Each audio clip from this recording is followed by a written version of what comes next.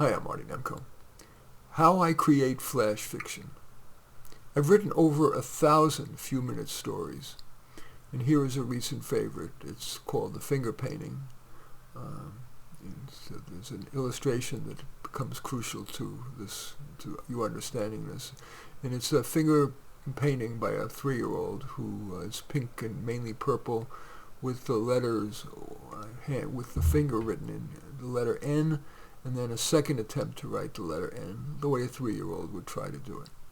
Anyway, the story is The Finger Painting, and I'm going to, after I read each paragraph, I'm going to tell you what I was thinking as I wrote it. Despite a college degree in English literature, I had the world's most boring job. I worked in a ballpoint pen manufacturing plant. My job was to monitor the machine that puts the ink into the thin plastic tube and then inserts the tip.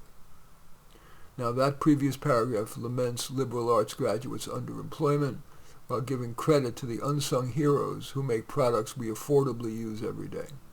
The next paragraph in the story: every night I would come home, see my 3-year-old daughter Athena, and wonder, is that all there is? But one night I unexpectedly found that the answer to that was no. To increase relatability, I deliberately didn't specify the gender. Some readers are more likely to relate to a protagonist of their gender. Also increasing relatability is that the protagonist is pondering that core question that most of us must confront. Is that all there is? And my writing, the answer to that is no, creates suspense. Back to the story. Athena showed me the finger painting that she did that day in preschool. Like a good parent, I said, wow, but thought that it looks like every other preschool finger painting, and joked to myself that it's the sort of shit they put in museums of modern art. And that was the light bulb. I remember visiting an art museum and the docent telling a story about each picture, even the weird abstract ones. What if I made up a good story about Athena's finger painting? The previous paragraph sets up the parody that's to come, and the word shit concisely trumpets the person's opinion of modern art. I chose the name Athena because it's the goddess of wisdom, and in these gender-tense times, as a male writer, it can't hurt to give a reasonable nod to a female. The paragraph's last line tosses in a bit of humor. That was finger painting. It emanated naturally from my fingers rather than my thinking, oh, I should leaven here with humor. Back to the story.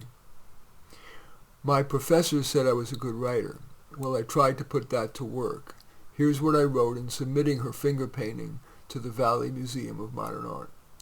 Now, that previous sentence, a couple of sentences, legitimates the protagonist's parody in the following graph being well written. Atop the degree in English literature, the professor praised the person's writing ability, and here is that pitch describing the finger painting. In our ever-accelerating tech whiz-bang lives, we crave a bit of simplicity. So I returned to that most primal of our artistic experiences, finger painting. As the subject, I turned to the most foundational of our linguistic acquisitions, the alphabet letter. I chose the letter N for its aesthetic and because it's the first half of the word no, which implies protest. I then distorted a second N, the second N, representing the entropy of our world with climate change and terrorism amid the myriad existential threats. I chose rose red because the rose is our most aesthetic flower, and purple because it represents a color widely associated with marginalized people per the book and movie The Color Purple, as well as LGBTQIA+. The name of the painting is No, with an exclamation point. The first sentence of that paragraph is a hook when we're talking about craving a bit of simplicity.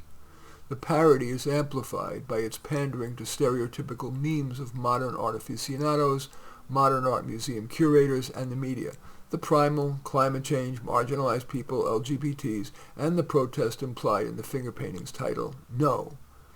That also makes it at least marginally credible that per the next paragraph, museums, media, and modern art collectors would like it. Back to the story. The museum not only hung the finger painting, no, but added it to a collection of activist dystopian art that went on tour, including to the San Francisco Museum of Modern Art. The New York Times wrote a glowing review, and I appeared on CNN. After I received dozens of calls begging to buy the painting, which went to auction at Sotheby's and sold for $1.2 million. My agent tells me to have Athena create just one finger painting a year, what she calls manufactured scarcity, which should give Athena and me an annual 7-figure income for life. The previous paragraph reifies the portent of the finger painting's commercial success and magnifies it to credibility's limits. The paragraph ends with a dig to corporations manufacturing scarcity so they can raise prices. For example, in real life, I do know a winery owner who releases just a few cases a year so he can charge $500 a bottle.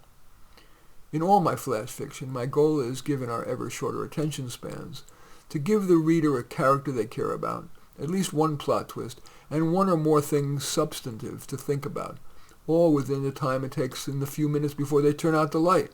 I like that challenge. Anyway, that's how I create flash fiction. As usual, I welcome your thumbs up and accept your thumbs down. I always look forward to your comments, and especially like it if you hit the share button below.